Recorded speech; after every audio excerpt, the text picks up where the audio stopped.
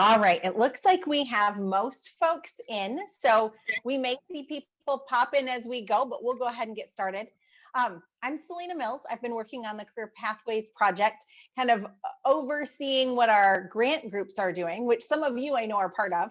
And now we're ready to roll some things out. So thank you so much for attending today.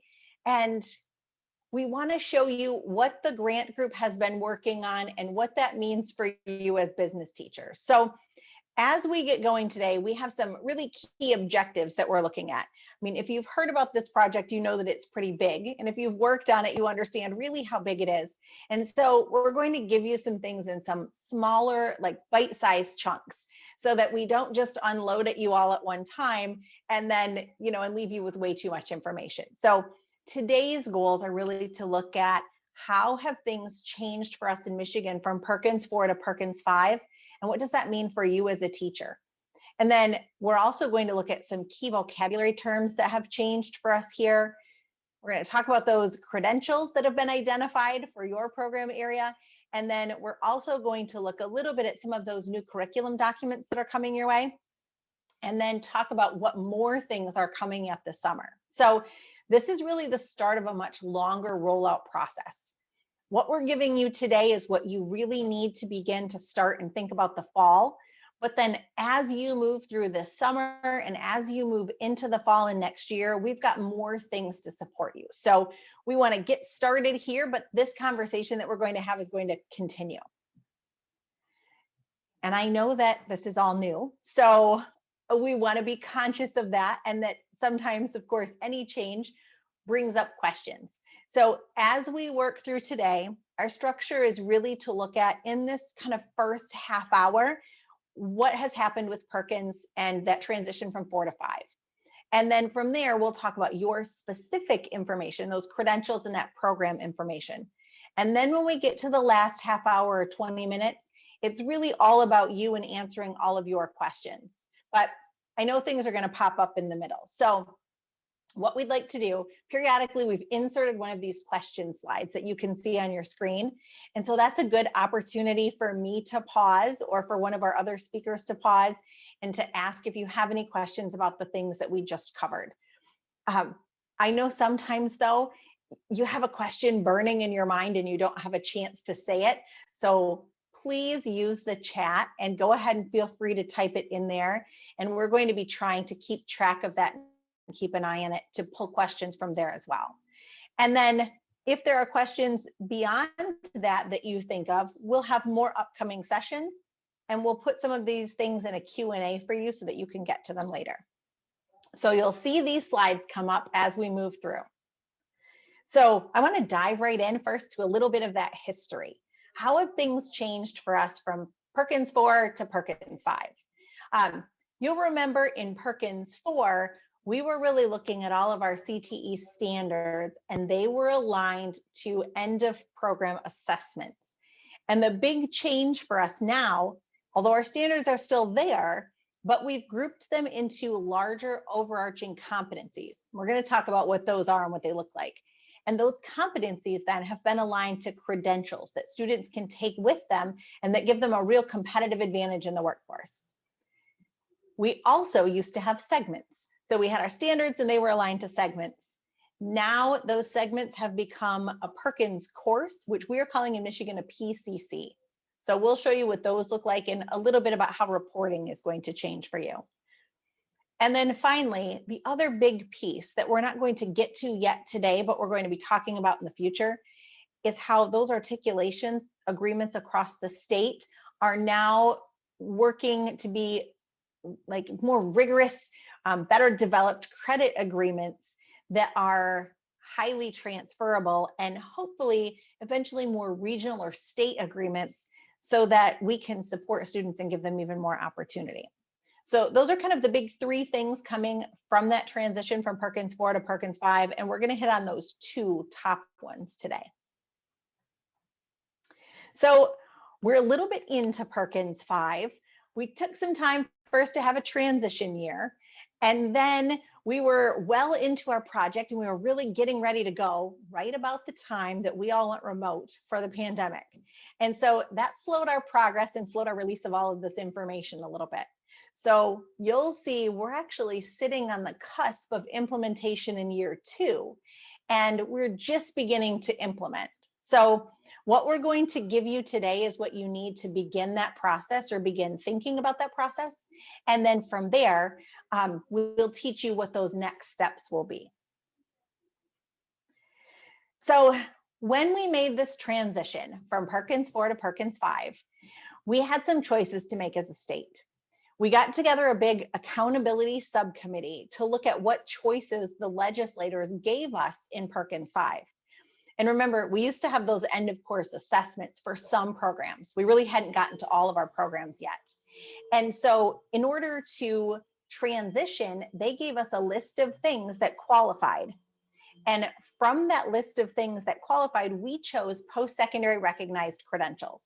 And you'll see on your screen, there are 5 different things that make up a post-secondary recognized credential. So there are things like an industry recognized certificate or a degree from one of our post-secondary institutions. Could be an apprenticeship, could be a license. And so the job of our grant group was to go in and identify these things and vet them across employers to determine what did employers really find valuable that qualified in these categories.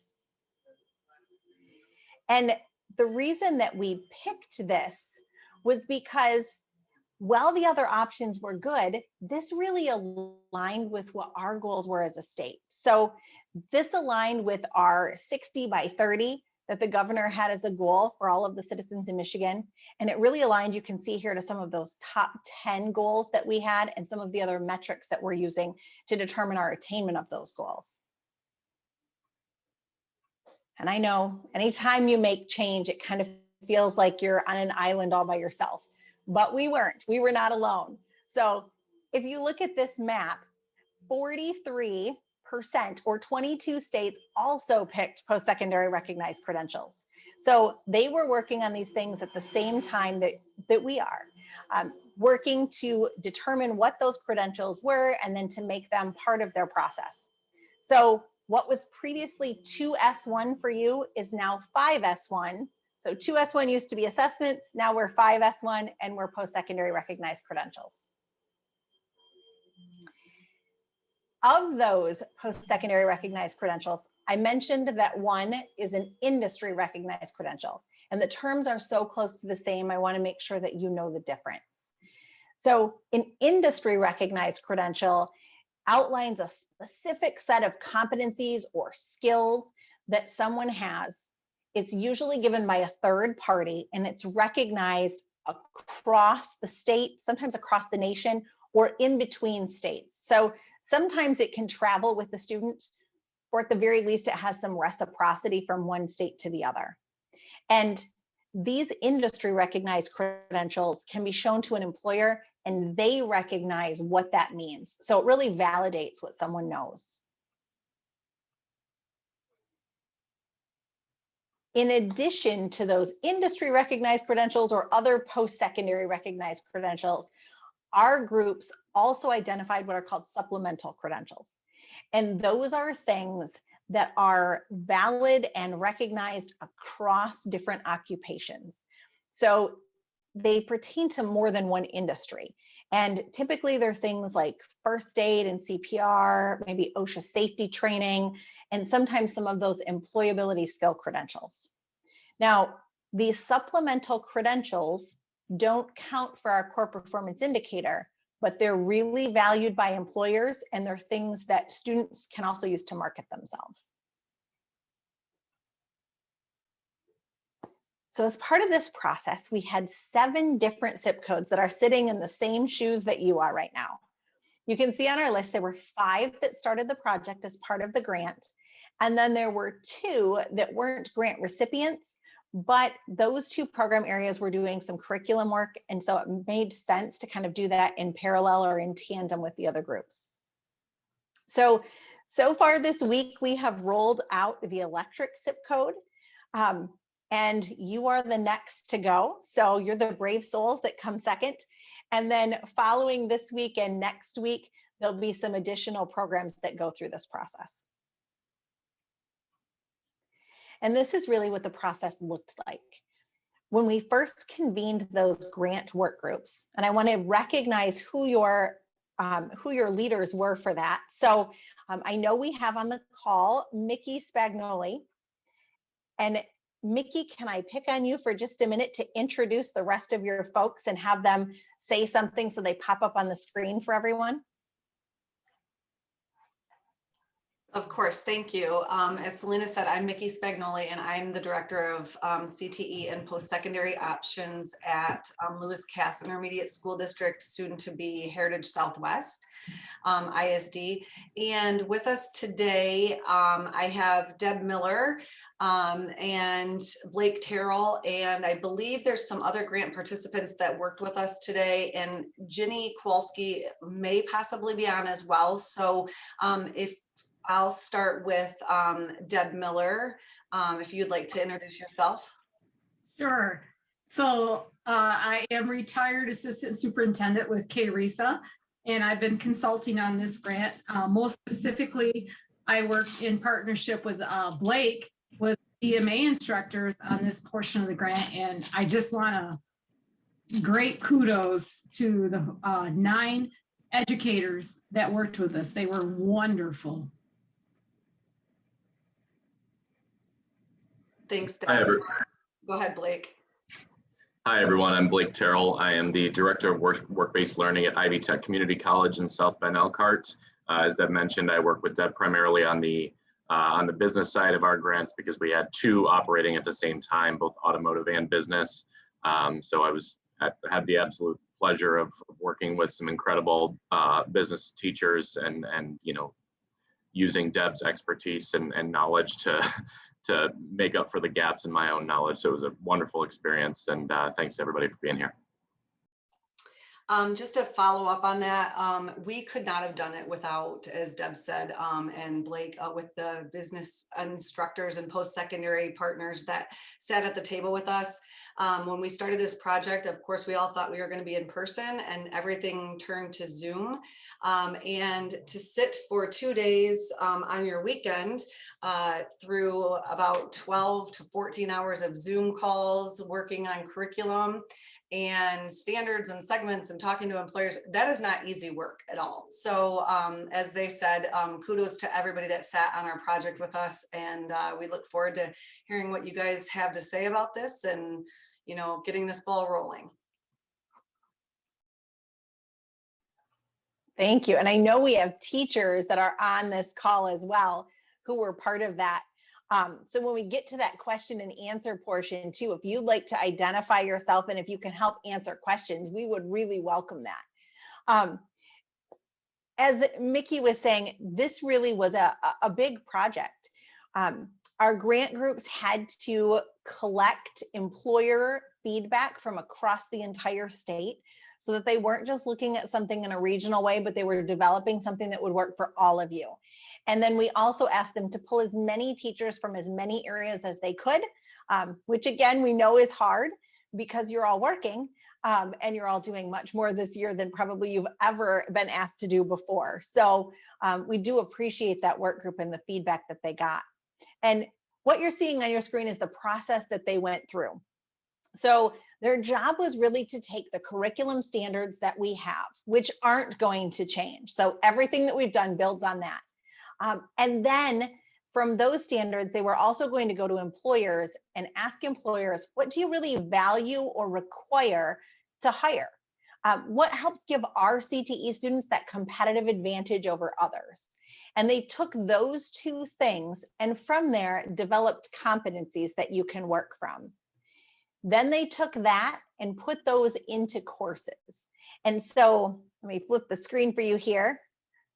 What you see on your screen with the stars are the things that we're going to talk about today. But they didn't end there. So once they did that, then they started looking at academic alignment. How can we look at alignment on a statewide level so that you don't have to do that locally? And we can really tell you how that Michigan merit flexibility plays in for your program. and give you some recommendations that you can take and use. From there, they also looked at the program of study and what makes up a really high quality program of study. So they've developed a template for that we'll share with you later. And then they also looked at things like work-based learning and what are some best practices around that for business teachers that you can use. And what are some entry and exit points? How do you take what your students get in this program and move that into employment? And how does that impact what they're able to do and where they're able to go later? And then finally, we talked about that post-secondary credit agreement piece. And they really looked at what credit agreements were out there and how can we build upon those and eventually maybe make things a little bit easier for all of you so that there are more things that are statewide or regional and more things that are transferable at the post-secondary level so that your students have lots of options. So all of the rest of the things beyond the stars on this chart are still coming. And we have those for you, but today we're going to talk about those 4 areas. So I want to pause for a minute and find out if there are any questions about the actual scope of the project and that transition from Perkins 4 to Perkins 5.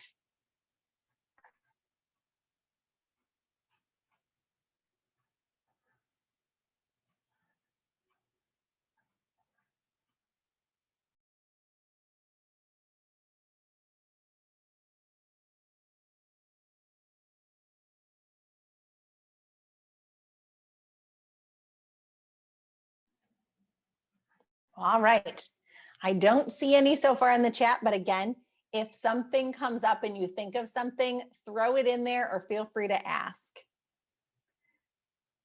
So next, we're going to get to the good part, the stuff you really want to know about that credential identification. So what was identified for your program area? First, they really did look at some of those recommended supplemental credentials that come up. And these supplemental credentials really came up across all 7 projects that we looked at. So in particular, they were first aid, CPR, and AED, and then any OSHA safety training that might pertain. And even though these don't count as part of that Perkins quality indicator, what we found from employers was that this was a bonus for students. So if they had this, it's something that they should put on their application or their resume, and it just shows that they have additional training above and beyond. And depending on the industry that those students are going into and where they might be working in business, some of these might be even more vital than others. And when I talk about the fact that these weren't necessarily approvable as indicators for Perkins, there was a process that our grantees all had to follow to be able to do that. And there's a reason that those aren't approvable. Part of that reason was because they didn't hit some of those technical skill standards that you have in your particular pathway or program. As part of the approval process, one of the first things that we did is said, tell us what employers said. So that employer feedback was really key to getting a credential approved. And once employers identified that it was important to them, then what our grant group did is went and looked at how did it align to your current standards. And they had to look at how much alignment was there and whether or not they thought a credential needed to be stacked with other credentials to create more rich alignments, or whether on its own, it kind of covered enough standards to make it more valid. And so this group actually made some recommendations about their credentials, and I'm going to allow our grantees to speak about this, but they decided that in your case, credentials should be stacked together. So these are the credentials that they've identified, and they are out on a list that's come out on our website. But of these credentials, they decided that they should be stacked, and that in order to count for our Perkins Core Performance Indicator 5S1, you needed to obtain 2 or more. So I'm going to pause there and let our grant group take over so that they can tell you a little bit more about what they found out from employers, and then why the stacking and kind of, how to do that. So I'm not sure, Deb, I think maybe you're taking this one. I will, and then I think I might, since Blake was heavily involved in connecting with the employers, Blake, feel free to interject and add a little more quality to it. First, I just want to indicate in this process that we worked with our CPG directors across the state, Mickey did, with obtaining educators, both secondary and post-secondary, to get with the CPG directors, educators involved in this grant, and also to get employers across the state. And Blake, what we did was the instructors and Blake connected with the employers. And Blake, why don't you talk the process through there, since you were so closely acquainted with it? Sure. So we actually had two different methods of outreach. The first was before we brought the instructors on. And so that was coming directly from me. I sent out an open-ended survey to employers, really for them to identify both credentials that they could come up with that they used in the hiring and promotional practices, but also skills that they were looking for. I didn't find it particularly useful to start with a closed-ended survey just because it would eliminate things that we weren't thinking about. So we started with an open-ended survey, sent that out to 150 or so employers, got really great responses back. And then once I had codified all of their responses, sent out a secondary survey that was closed-ended. So we essentially looked at the different variations of responses, codified those into categories, and then resurveyed the same employers, asking them to select from a group of, I believe, 8 credentials total, which were the most important to them. And so that was how we arrived at the 5 that you're seeing here on the screen. We also utilized our business instructors to reach out to employers that they knew, connections that they had within their local communities, to really validate, that what the survey results had shown was true across the state. So we went through multiple validation techniques to make sure that both the data that we were gathering from the employers was valid, and then also that it really did lead to either employment or promotion within the industry. And to add to that, what we had indicated to the employers was the fact that we wanted the industry credential, that recognized credential, to be something that would cause the student or potential employee to be hireable or promotable. And so looking with that lens, there were many different credentials put out there, but when Blake sent out the final, it was very clear the most popular and strongly recognized what those credentials were. So just to walk through those credentials, I'll just cover them real quick, even though you see them on the screen. Microsoft Office Specialist Word Associate or Expert, Microsoft Office Specialist PowerPoint Associate, Microsoft Office Specialist Excel Associate or Expert, Entrepreneurship and Small Business, and Communication Skills for Business. And of those 5 opportunities, our educators, just to let you know, were very concerned and very conscientious about making sure there's flexibility across the state for teaching the curriculum. And so when it came down to it, for the content and the percentages of the majority of the standards, any 2 of the 5 could be chosen for achieving a post-secondary industry recognized credential for a student. Any 2 of the 5. There is no specific order given.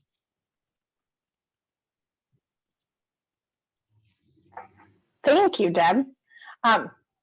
We're going to keep you on here for just a minute, because one of the things that all of you got in your Know Before You Go packet was a PDF copy of some of those alignments. So I want to show you what that looks like here. And I do realize that we're jumping ahead just a smidge by showing you this, because we haven't really talked about the competencies. but I thought that it was important for you to be able to see those alignments. And this grant group did such a great job of showing those. So you should have, and I realized too that there might be some questions about this. I thought I saw one earlier in the chat. You should have gotten a know before you go email. And we have realized as we've started to roll this out that sometimes that ends up in your junk or your spam. So if you don't remember getting a know before you go email from our partners, Edge, that sends out all of our materials, you'll want to go back and check because it has a copy of the PowerPoint. It has a copy of some of the competencies and courses that we're going to show you coming up. And it also has this for you, just in more detail. So this is one of the alignment documents that that work group created for you so that you can really see how those alignments look. And it's one of the supplemental pieces that you'll get. And this group is going to get that fairly quickly because there's some important detail in here that you'll need. So Deb, do you want to speak to this as well? Sure. So do you want me to go? Are you going to have it on other slides, or is this the time you want me to walk through how this is set up? Do what feels best for you. If you'd like me to unshare so that you can share the actual tab for this, if that helps, go ahead. Sure. Okay, I'm going to do that. Okay, I will stop sharing for us then here.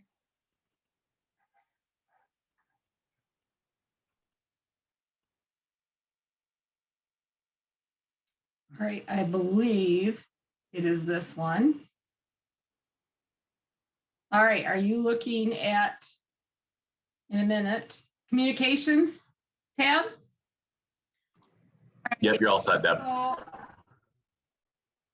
Perfect. The way we have this, again, our group started with the credential and alignment of the credential in the competencies, identifying competencies. And there are 8 competency areas. And if you look at the bottom of my screen, you'll see there's communications, career readiness, information technology. Across the board, there are 8 competency areas.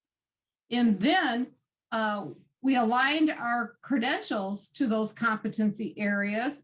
And then we went even further by taking the standards that we all recognize from advanced CTE and in our gap analysis and aligned the standards with our competency statements. The instructors created smaller competency statements, and you'll see in this area, you see C1, we see collect, organize, and utilize. And we see describe the laws and regulations affecting business, describe the processes, demonstrate and communicate strategies for successful career. So there are 4 competency statements in communications area. And we took the cluster standards, the cluster and pathway standards that aligned, and we grouped them into the competency statements. And so the performance indicators are there. And in this case, BMA is slightly different from the other SIP codes in that the performance indicators for the cluster and pathway standards are suggested.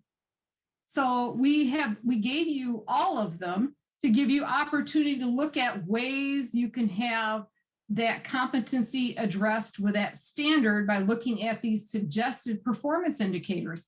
And of course, there's many other ways you could still obtain this, but again, these were suggested performance indicators given by advanced CTE and your gap analysis.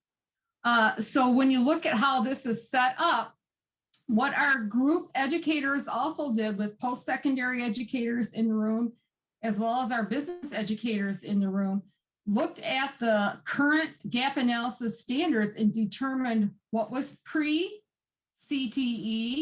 obtained and what really was obtainable through post-secondary and not a part of the secondary BMA program. So what we have here are the attainable standards that our educators felt were appropriate for secondary CTE, which included the credentials.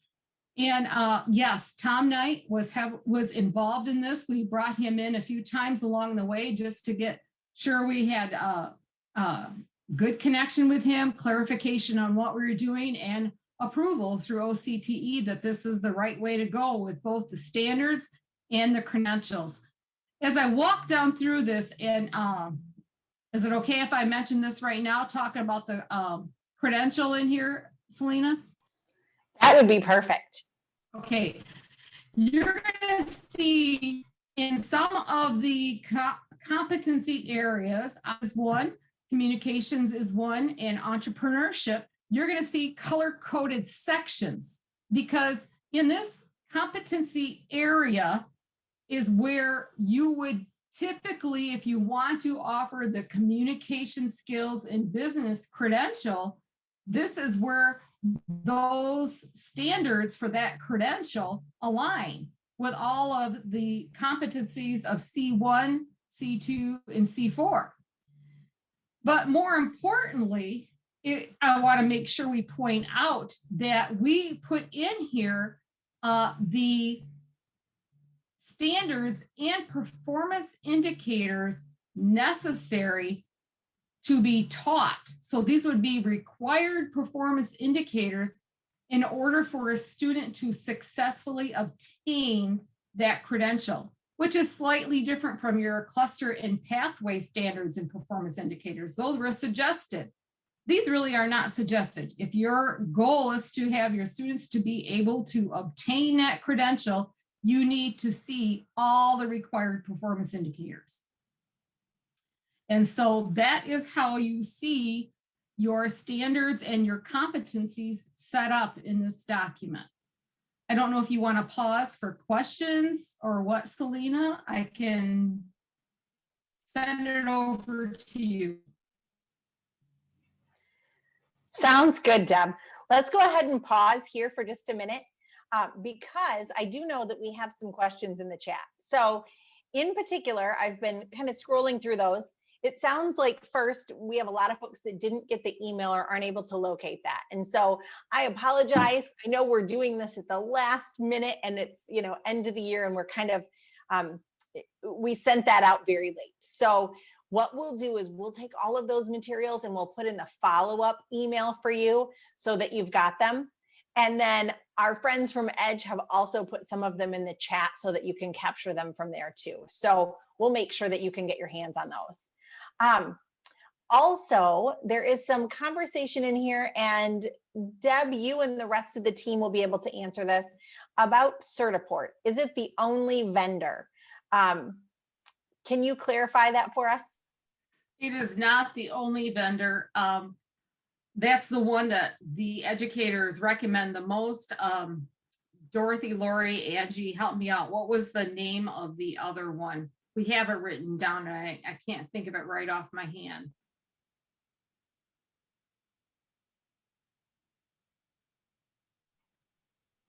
There is a note in there, Deb, about precision exam. I don't know if that's the same or not. For training purposes, are you asking for training? I think I'm going to have to defer because it's been so long for me to the team because they do know about the various different opportunities. So I'm trying to think. Dorothy, Sarah, Tanya. I thought for certification, it was only Certiport. For certification, it's only Certiport. Okay, what about for training? Because I think there were a couple of different opportunities for training through Certiport, wasn't there? There's other training, there's other companies that provide training for the MOS as well. I actually got a couple this week just to provide different training modules as well for MOS. And we actually, there is a document, a supporting document indicating about the opportunities that you can, as an educator, pursue for your students for online training besides the one Certiport one. Certiport is relatively inexpensive compared to, I don't even know if there's any comparison because Certiport is the one that does the certification.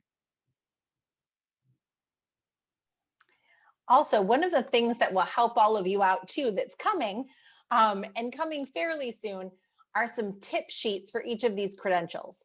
So one of the things that our grant groups did is they filled out this really long form for us about each credential. And that's probably why it's so confusing, is because we made them fill out a gazillion questions about every single credential that they were recommending. And we're taking that information and putting it into tip sheets for you so that you can get at all of that information quickly and easily.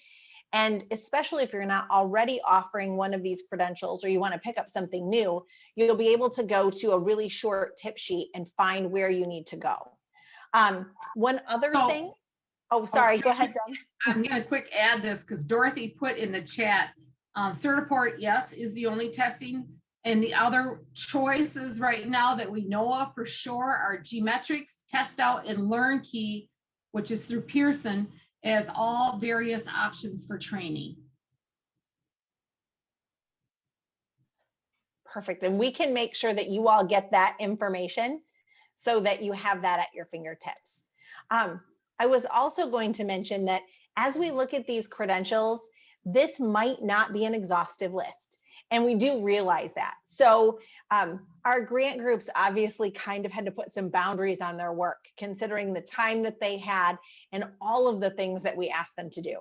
But we know that, you know, this might be the tip of the iceberg. There may be other things that you could also add to the list. And so as the summer progresses, we're going to be offering some enhancement grants so that if you think you don't have the credential that, you know, identified, or that we haven't identified the credential that you think should count. And I realized I'm probably not sharing my screen with you, and I apologize.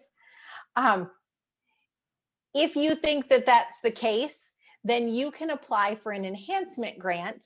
And what you would do is identify with employers additional credentials, align them to the work that the grant group has done so that we can add credentials to our list. So that's also a possibility for you. The other thing that I'd like to do, there are a couple more questions in our chat here that I'd like to look at, and I need to pull that up again. I apologize. There was a question about paying for the credentials. And so I did throw some information in the chat. That'll really be up to your CTE director or your CPG director as to how that works, but there are multiple funding sources to be able to help you with that. So it depends on your, you know, on your county and on your region. And then let me take a quick peek and see if there's anything in here that we missed. And Deb and Blake and Mickey, if you're also keeping an eye on this, if there's anything that you think that we missed that we need to answer. So yeah, they asked about the teacher being able to get the certs, and I believe Certiport was going to offer opportunity for the teachers. So stay tuned for that. Certiport is very willing to assist the teachers in being able to look at the training and take the assessment. Selena, there is a couple questions about, and we sent it up to you guys last week, and we just haven't gotten a word on that from, I think, Dr. Kroll, about whether or not if a student has already got one of the MOS in another class, will that count and they just have to get one more, as well as if they achieve the associates in Word, for example, and then they move to expert in Word, does that count as the two? And so I think that you guys are talking about that with Dr. Kroll and everybody else up there currently, correct? That is correct. And I think we're going to be able to provide some clarification around that very soon. So I will add that to our list of things that we need to make sure we get out to you right away, because I realize for your group that's looking at these stacks, in a sense, of credentials, that's going to be really important for you as you plan. So we'll make sure that we get that out as soon as possible for you. And there are potentially some other questions that we missed. So I do want to reassure you, we're going to go back to the chat. And if we've missed something along the way, you can either bring it back when we finish the presentation, when we open it up again for additional questions at the end, if we didn't answer something sufficiently, or we're also going to be taking these questions and compiling an FAQ document for you, because we realize that, you know, sometimes it's nice to be able to go back and look at those things in writing. So we will make sure that we do that for you. So I'm going to skip over this since we kind of already touched on this slide.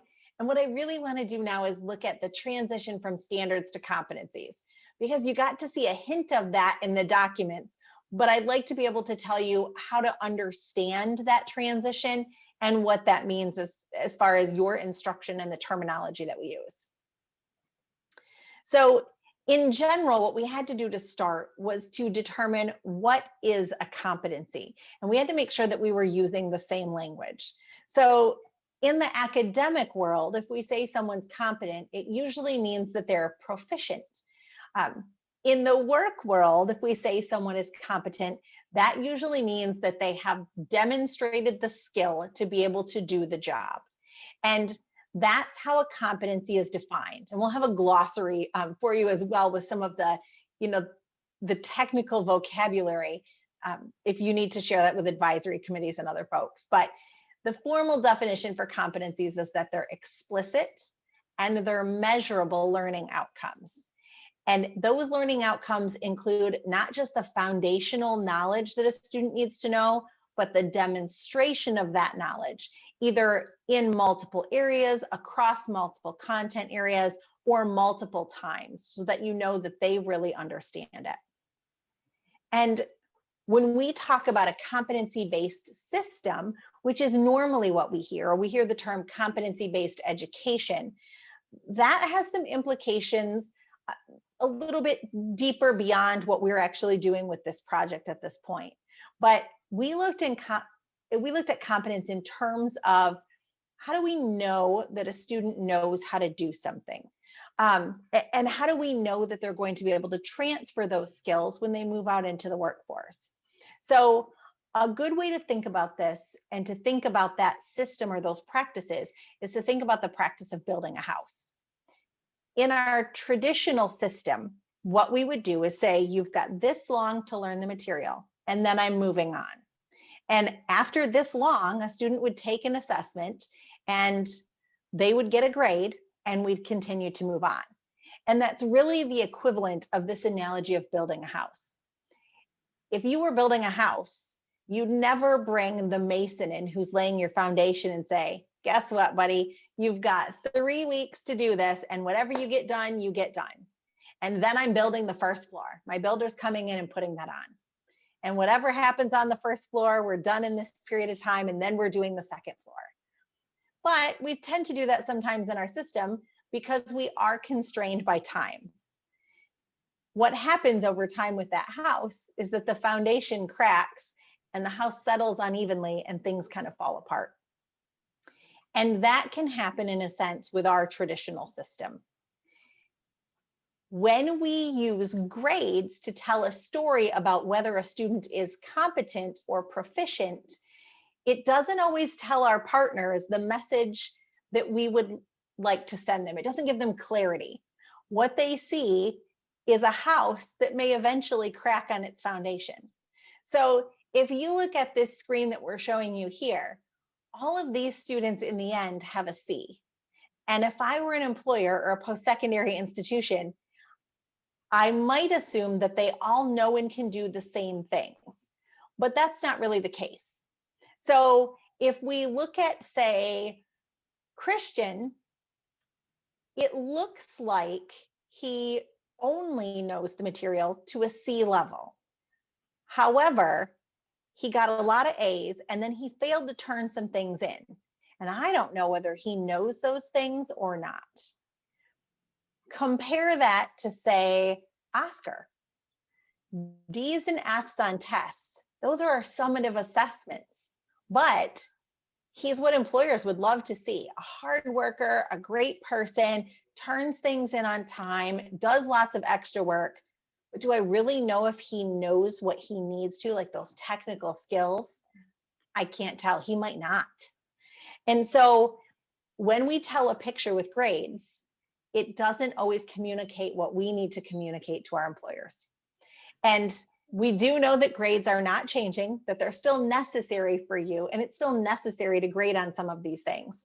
But by moving to a system of credentials based on competencies, we're really painting a picture for our partners about what a student knows and is able to do. So a credential is really a validation of those competencies. And what I'd like to do is to show you how we got the standards that we got, and then how that now transitions into competencies. And you may know some of these pieces, but we wanted to make sure that you really understood the foundation for that. So our standards that are not changing came from 4 different sources. So we had our technical standards, our cluster and pathway standards, and then our career ready practices. Now, our technical standards came from usually a national group or an association. They may have come from a licensing agency or a big certifying body. In your case, a lot of your standards were built on those national groups. Then we have our cluster and pathway standards. And those cluster and pathway standards are actually assigned to your program based on a formula. And those cluster and pathway standards are identified, again, nationally, and you'll see the link here, and that will be provided for you. And those are more overarching. So in Michigan, we have 16 clusters, and I guess nationally we have 16 clusters. And in Michigan, we added a 17th for energy. And then those clusters are broken down into pathways, and there's 79 of them. So your business zip code is assigned one of the 16 clusters and then one of those 79 pathways. And the standards that are in those are meant to be more overarching for a lot of the professions that would fall within those cluster and pathways. And then finally, we have career ready practices, and you would have seen these in your gap analysis documents. And those career ready practices were decided upon, again, on a national level, where a group of folks came together in a state-led initiative to really look at what do students need to know from CTE to be employable. And they came up with 12 different career ready practices, and then some different performance indicators or performance measurements under them that would tell you as a teacher that they really were meeting that standard. So our work group from the CCDA looked at those for all of our programs, since they're standard across every CTE program in Michigan, and condensed those 12 standards into 4 competencies. And we'll make sure that you get a copy of that as well. And again, you can see the link where that comes from. So all of these things that your grant group was working on came right from the gap analysis document. And you can see on your screen, when you're looking at the gap analysis, it really identified some of those pieces right over in the left-hand side. And then if we were to scroll over further to the right, it also identified what source your standards came from. So when they were starting to build competencies and look at what are those big overarching ideas or things that a student needs to be able to know and do when they leave your program, they went back to the gap analysis document first. And they started to look at things in this knowledge and skill area and said, what do students need to know first? From there, then they started to look at what do they need to be able to do. So if you're familiar with Bloom's taxonomy, this should look, familiar. A lot of our content standards are built down on this level of Bloom's. It's really the knowledge and comprehension area. So a lot of our content standards say, this is what a student must recall or identify or know or understand. But in CTE, then we take those and we start to move up into application and analysis. And that's where it tells us what a student is able to do. And then finally, those big ideas or competencies are pulling all of that together and allowing students to demonstrate those competencies across different content areas or different credentials, and that sits at the top. So to keep this from being completely confusing, what we did is kind of set it up here for you in a linear fashion. So your work group looked at the 4 sources for the standards. They pulled the ones that were naturally sticky or that seemed to go together. And from there, they created a competency. And I want to show you a business example right from your documents here. So this is one of the IT standards that you have or competencies that you have. And that's using technology tools to plan, organize, monitor, and control business functions to optimize the overall business success. So here are some examples of the standards that they pulled from. These are some technical standards that you had in your gap analysis document, some cluster and pathway, and then one of the career ready practices. And again, just for clarity, this is where some of those things came from. Then they looked at the performance elements. How will you know as a teacher that a student has met that competency? And they pulled those in as examples in that document that Deb showed you. Now, a competency is big and overarching enough that a student can show you in multiple ways or through multiple credentials that they know that information. So again, here's your sample competency that came right from your documents. And if you were offering the word associate, here are some of the things that the student would do to show you that they're proficient or that they're competent in this competency. If it's Excel, here's a couple of things. And if it's PowerPoint, here are a couple. So this is really going to allow you to differentiate your instruction or to be able to use multiple credentials to get at the same idea.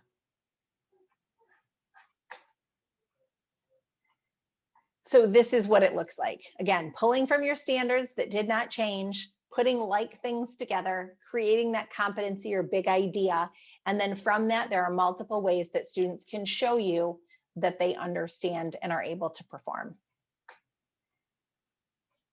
So these are the competencies that you'll be working with. So from now on, your group will no longer have to do a gap analysis document.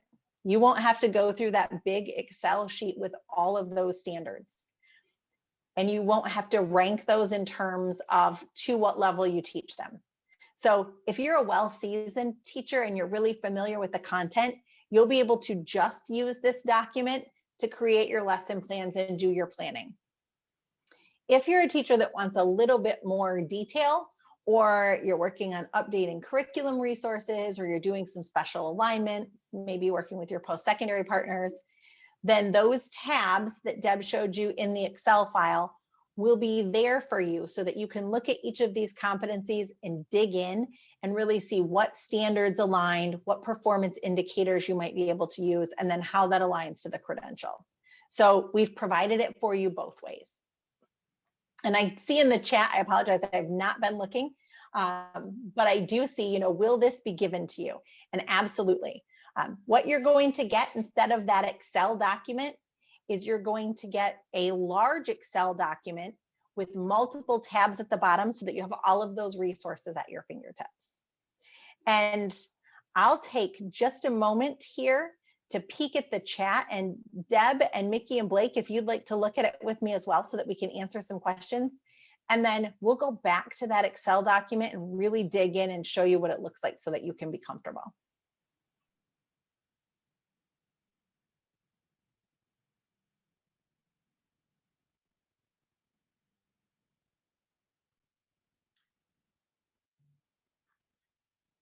So I see concern about cost because you're looking at site licenses. I cannot stress enough to talk with Eric and maybe combo and see what you can combo for the county, possibly for site license, or what Eric from Certiport is willing to do. Again, I can't speak for him, but I was not able to pursue a statewide initiative at this time. So certainly Eric has, who works from Certiport, and he's our regional manager for the state of Michigan, is your best resource for that. One of the things that I can add to that, and I put it in the chat earlier too, is in Perkins 4, we were required to give technical assessments, and business had a technical assessment. And so that was always a cost that as CPA directors and CTE directors, we had to look at in order to provide to our students. So that's a conversation that you would have with your CTE director or your CPA director to find out where those funds can come from for the credential cost. And yes, to answer someone else's question somewhere up there, Certiport is used for all 5 certifications. I also saw a question quick about EMC students taking an associate program. And we do know that educational degrees also count as a post-secondary recognized credential. So we are working on putting out some guidance around that for you as well for your EMC programs. And then there was one other question I saw. Oh, that the current email doesn't have tabs across the bottom. And you are correct. We are working on final formatting for those documents and correcting any little mistakes that might come up. And so before we put them on the website, we've got to go through a couple of those processes, but we didn't want to roll this out and not be able to give you the document. So what we're releasing to you today are the list of competencies in a PDF form, the courses or the PCCs and some of that alignment information that you'll need to start having conversations and looking at your, your current curriculum and how this all fits. There is a copy of that communications tab that Deb showed so that you can see what the alignments look like and you can be able to ask questions about the format, and then you'll get all the rest of those when we roll this Excel document out. And I'm trying to think if there's anything else that I missed. Oh, and you got a copy of the note slides from today, but this will all be recorded and you'll get an official copy of things. So there will be more resources. You just don't have them yet because they're going through that formatting. I'm going to see if there's anything else that we missed. There are still some concerns about cost, and that did come up when our accountability subcommittee met. And we looked at across the board in CTE, sometimes credentials were really inexpensive, like $6, and sometimes they were a couple $100 or more per student. And so the Perkins funds that your region receives does have the option to purchase credentials or the credential assessments, I guess, for students and some of the resources that you need through those grants. But it does depend on what you're already doing with the grant funds. So in addition to that, there are added cost funds that CTE programs generate that can be used for this as well, because this is part of program improvement and that added cost. And then there are always some local options that you can use. And so we do have some folks around the state that are already doing some neat creative things that we'd like to bring out as a best practice later. So I would say for all of you, when you look at the cost of credentials, it will be really important to go back and start having conversations with your CTE administrators about the number of students that will be taking these and the cost that you could incur, because they'll need to start budgeting for that in the future. So having that really frank conversation will be important. And again, we'll keep providing resources and support as we can along the way. So let's see. We looked at, there's a question about 28 competencies spread over the program and how many make up a PCC. So Shannon, that's a great question. We're getting to that, and that will be next. But I will say in general, there are no more than 35 competencies in any CTE program. So they're all built on 35 or less. But the combination of how many competencies are in a PCC varies by PCC or by Perkins course, and also varies by zip code. So let me go in and show you that. So what business looks like. First, just a little background. When we talked about creating competencies and how the grant group took those naturally stick standards that went together and created a competency, the same thing happened when they created a PCC or a Perkins course. They took all of those competencies or big ideas, and then they looked at the ones that naturally fit together and built that course. So for purposes of reporting, a PCC or a Perkins course competency set is a group of competencies, and they take approximately 80 hours to deliver. Now, that doesn't mean that you have to line up with that at the local level. If you need more than 80 hours to do something, you can definitely do that. But what we wanted to prevent is one course taking 200 hours to complete, or more than half a year, and another course only taking 30 hours to complete. And so we gave our grantees that as a guideline so they could kind of structure things in a way that made it easy for you to plan and schedule. So this is the formal definition that you see on your screen of what a PCC is. Now, what you're going to see is a great example of how this works in a really beautiful system. Because when we started looking at those big ideas or those competencies, you'll see that there's a lot of overlap in areas. And that actually is what builds a really beautiful course and a really beautiful program. That students don't just learn and compartmentalize something, they learn it and then it touches this thing over here and it overlaps over there, or I can teach it in multiple ways. And so again, they took the things that seemed to be the most naturally sticky and put them together. So I'm going to show you some kind of microscopic pictures here, and then I'm going to allow Deb, she's going to go into the actual document that you're going to get on the website later after it's been formatted, and show you some of these pieces. So in general, as business teachers, you have 3 PCCs, and you can see right here from your screen that one of them does look a lot bigger than the other, and we'll kind of explain why and what the rationale is. But in general, here is A, and it's got 4 competencies. B has several more, and then C is somewhere in between. So let me show you this so that you can kind of see. Again, these are your competencies. This is PCC A, and they're labeled A, B, and C because we didn't want to tell folks in what order they had to do something. That's really a local decision, and you're going to see how you still have a lot of local flexibility here. Then in your document, you also have what's called a competency code. So in CEDIS, we used to record segment numbers. Now we'll be recording competency codes. So those will be coded for you. And then you have a standards alignment key here. And I'm going to allow Deb to show you that as well, how that aligns to the different tabs that you have so that you can easily find the detail in your document. Not all of our programs have this, but it was something that was a really nice feature that your work group built in. And then here you can see how these competencies align to the current segments. So if you really love what you're doing and you love the order that you're teaching things in, you can see how to transition from segments to competencies. And later this summer, we're going to offer a workshop to help you do that as well, so that you don't have to look at this in isolation, or if you're confused, you have the ability to go in and get some assistance.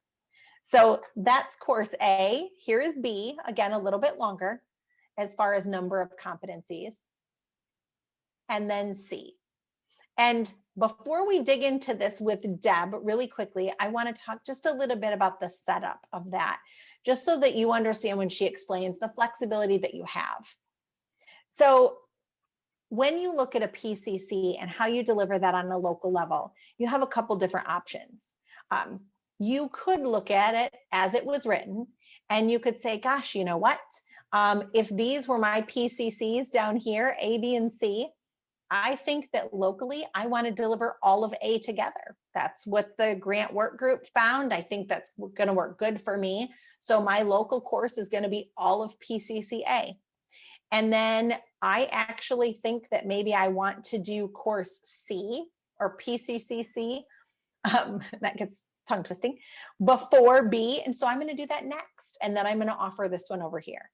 And you can do that. One way to think about this is if you were a driver's training instructor and you were trying to set up your driver's training curriculum, and you thought, gosh, you know what? Before students ever get in the vehicle, they really need to understand traffic laws. And so I'm going to teach all of the traffic laws first, because I think they really need to know and have that foundation. And then I'd like to get them out in the parking lot to start teaching parking. But I also don't feel like I can do that until I talk about the signs and the pavement markings that they need to know to successfully park. You know, they need to know what those things mean. So next I'm going to teach that.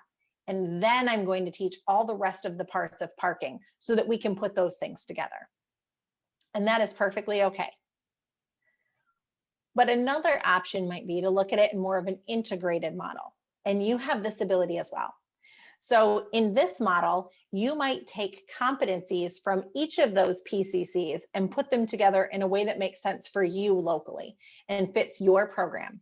Now, you might do this because of the resources that you have or your schedule or something that your advisory committee has recommended. And whatever your rationale, that's still perfectly okay. So you can offer more of an integrated course.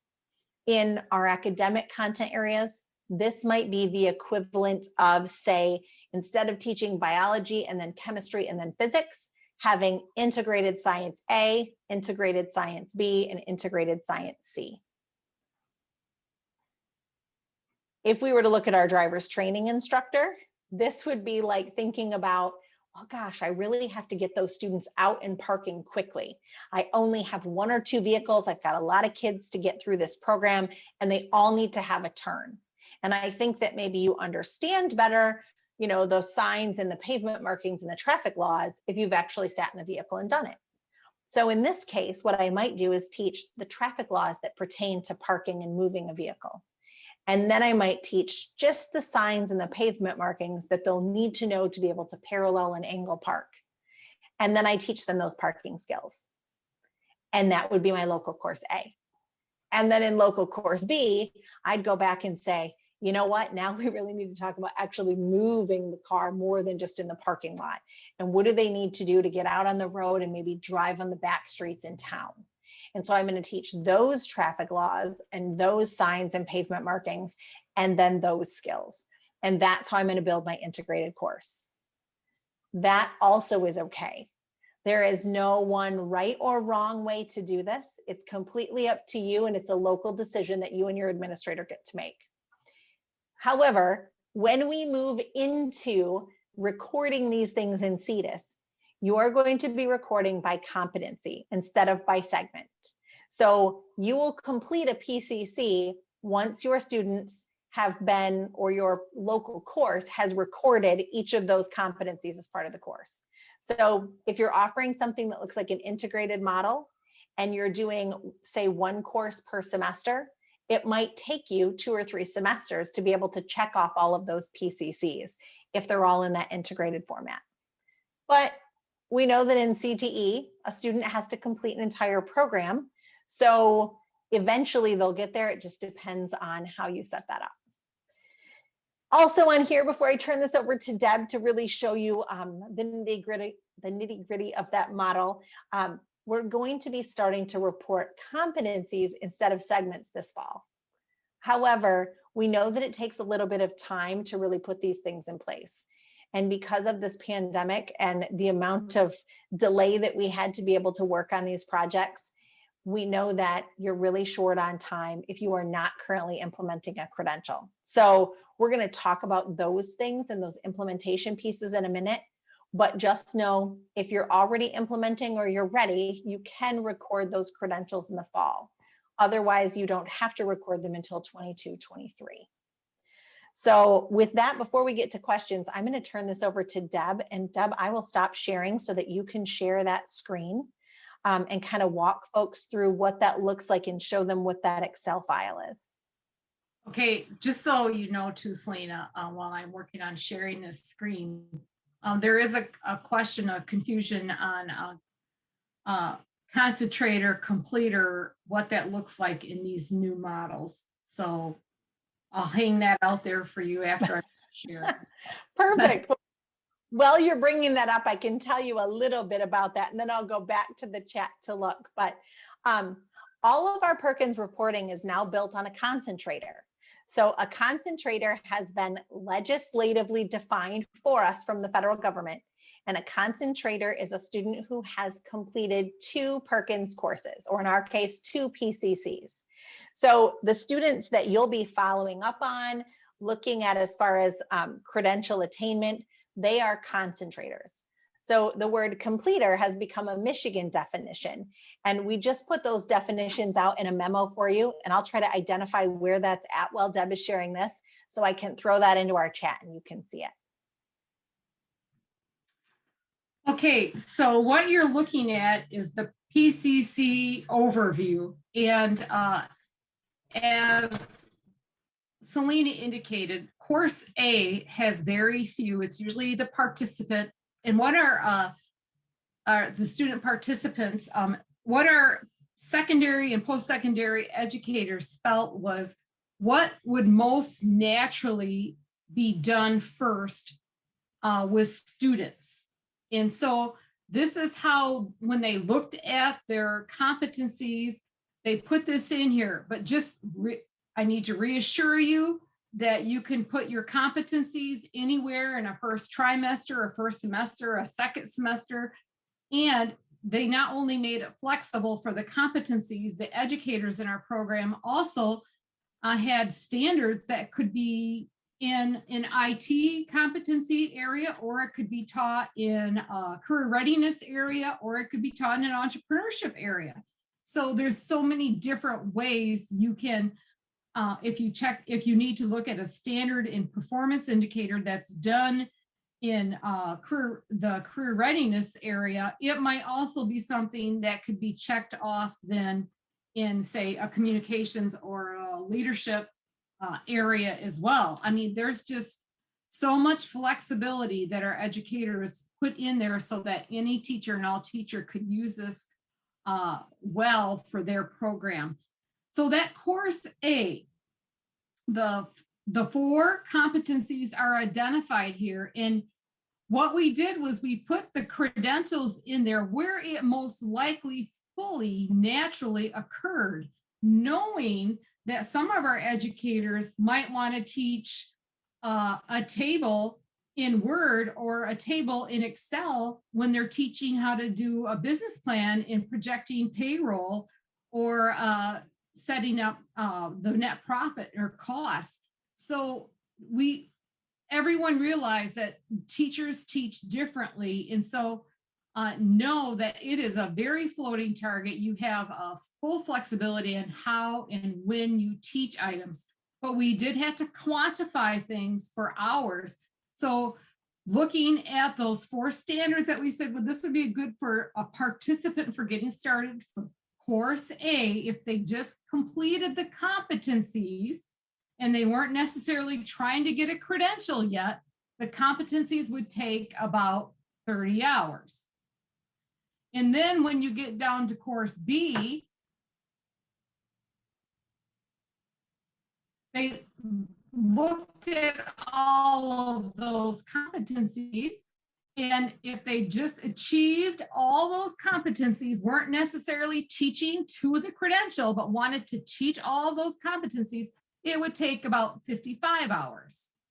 And then in course C, to teach those competency areas, if the student was not achieving a credential, which we know we're going to build those credentials in, it would take 60 hours.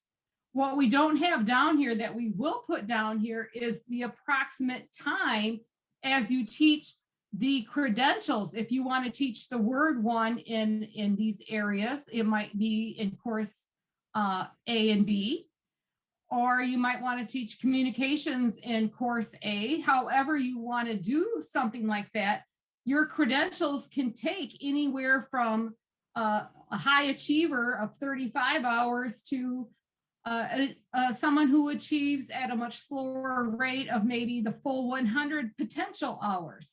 And then of course, there's that discussion of not all students would be able to necessarily pass both credentials, but the 2 credentials are still what's in there.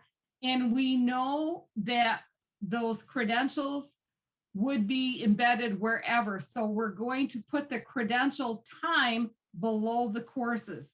So this is what it takes for the competencies themselves. Now, when we add the credentials, walking through that, we're looking at more hours. I hope that makes sense to everyone. I'm going to quick show you a little bit too on how the tabs are set up. You see competency statements that Selena was talking about, and then you see the C, if you look at the program overview, and you see the standards alignment key C, that's communications. So C, communications, if you look over here again, Here are your competencies. There's your standards that you typically have seen in the gap and the performance indicator. If you look back at the program overview, when you see CRP, that's the career readiness professional. And again, you would see all the competencies. And if you look further down, I will go to the next one.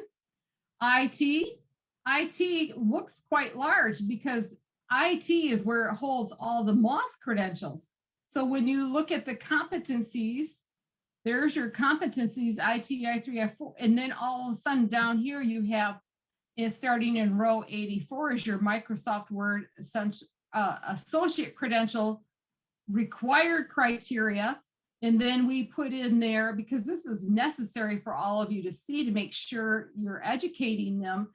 And then after the green section, you have the PowerPoint section, if you're teaching the PowerPoint associate criteria. And then after the purple or whatever you call that shade violet, you'll see an orange or salmon colored section, which is the Microsoft Excel associate measurement criteria. So we felt it was very important to put all of this at your fingertips. When you choose to teach is your call. Again, I can't stress enough, the educators were very conscientious about offering flexibility for everyone. And you will see all 8 competency areas with the 28, 29 competency statements in each of those tabs. And I believe that's it. Thank you. So I was monitoring the chat while you were presenting, and there are a couple of questions that I want to clear up before we move on to our last little bit here. One of the things that someone asked is, will we be changing the instructional design template? So yes, we are working on that. The template that's currently on our website in the Excel format, we think is going to be potentially the foundation that we use, because it will easily transition from segments to competencies. But we are going to do some work on that template to make sure that we're capturing all the information, and that maybe we're doing it in a way where it's easier for you to use and maybe easier for your data entry folks to use. So we're doing some investigation with that right now. And then the other question was that someone had asked about finance. And so not every program has gone through this yet. So if you teach multiple programs with your certification, the business zip code has gone through this process and will be moving to competencies.